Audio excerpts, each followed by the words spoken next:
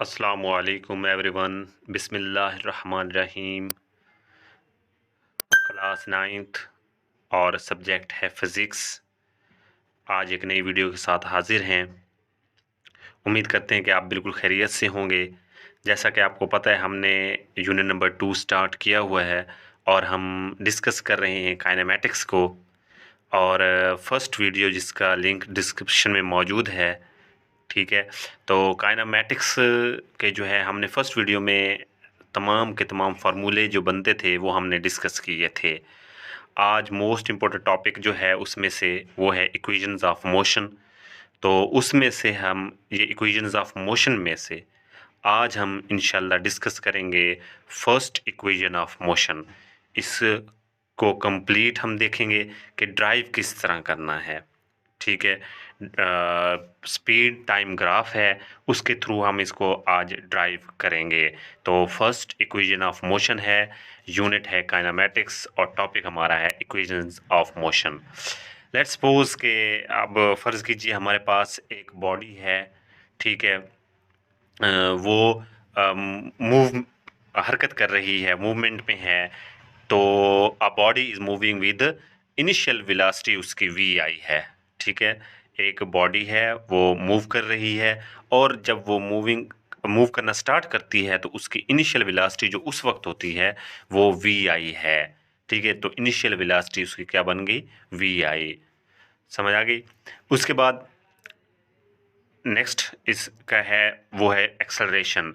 याद रखिएगा कि ये इक्वेशंस ऑफ मोशन जो है एप्लीकेबल भी वहीं हैं जहाँ पे यूनिफॉर्म एक्सेलरेशन में कोई बॉडी मूव कर रही होगी, अदरवाइज ये एप्लीकेबल नहीं हैं। तो उसकी यूनिफॉर्म एक्सेलरेशन हो गई और वो है ए। उसके बाद साफ ज़रा बॉडी मूव करे तो उसको जब स्टार्ट हो गई मूव करना तो टाइम लेगी, उस टाइम को हम रिप्रेजेंट करेंगे टी से। तो time taken by the body is T. और जब बॉडी एक ख़ास डिस्टेंस तय कर लेती है, तो जब वो रुकने के करीब होती है या रुकती है, तो उस वक्त जो हम चेक कर रहे होते हैं, देख रहे होते हैं, उसकी फाइनल वेलोसिटी होती है, उसको वी एफ से रिप्रेजेंट करते हैं।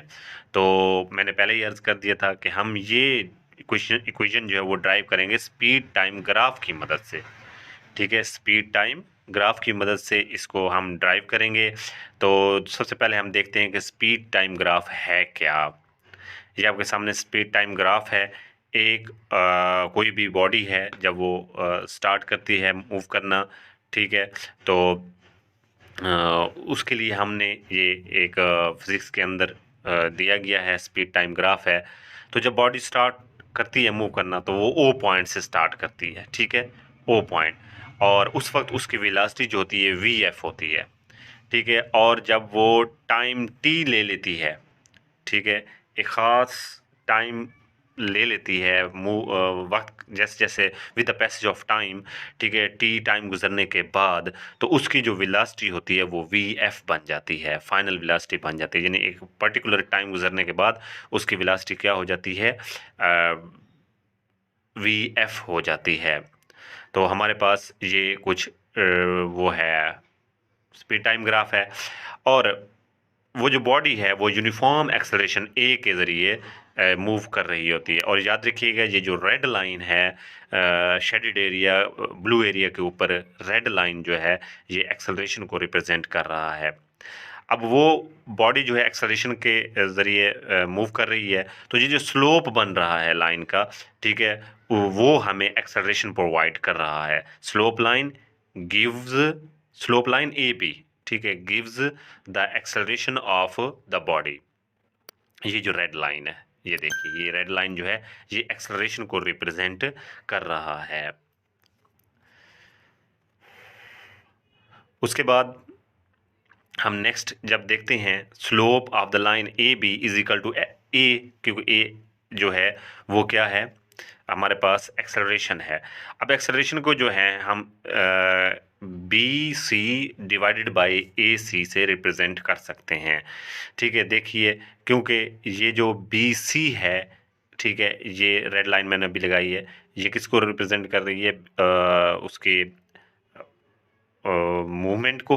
और उसने कितना टाइम लिया? ए सी टाइम, जो ओ डी के इक्वल है। तो ये हमने बी सी ओवर ए सी रिप्रेजेंट कर दिया।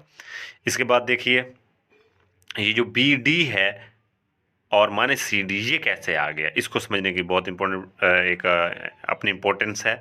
तो B D minus C D, अब देखें बी और डी टोटल डिस्टेंस है, ये देखिए ये टोटल डिस्टेंस यहाँ से, ठीक है, ये टोटल डिस्टेंस है, इसमें से ये सी डी हम माइनस कर दें तो क्या बचता है हमारे पास, बी सी ही बचता है।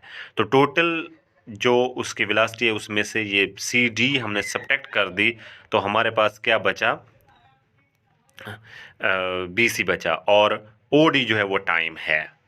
उसके बाद अब हम देखें जो बी डी है वो is equal to V F, B D किसके इक्वल है, V F, total B D जो टोटल डिस्टेंस है वो वी एफ के इक्वल है, ठीक है, ये वाला ये B D is equal to V F, ठीक है, ये टोटल डिस्टेंस है, ये टोटल इसका यहाँ से यहाँ तक जो बनता है ग्राफ में वो बी डी बनता है, ये देखिए वी एफ यहाँ तक।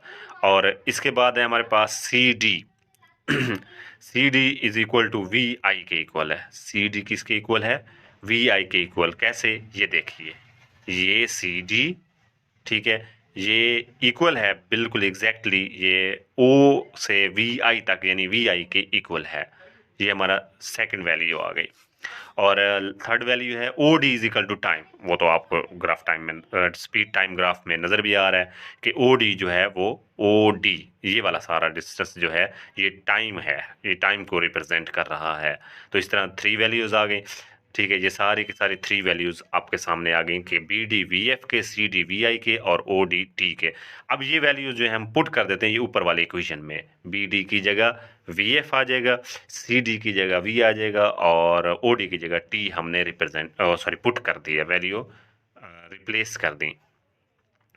अब नेक्स्ट आप देखें ये जो टी है ये डिवाइड हो रहा है V F minus V I के अंडर, डिनोमिनेटर है टी, तो ये दूसरी साइड पे जब जाएगा तो यहाँ मल्टीप्लाई हो रहा है तो वहाँ जाके ये सॉरी यहाँ डिवाइड हो रहा है तो वहाँ जाके मल्टीप्लाई हो जाएगा।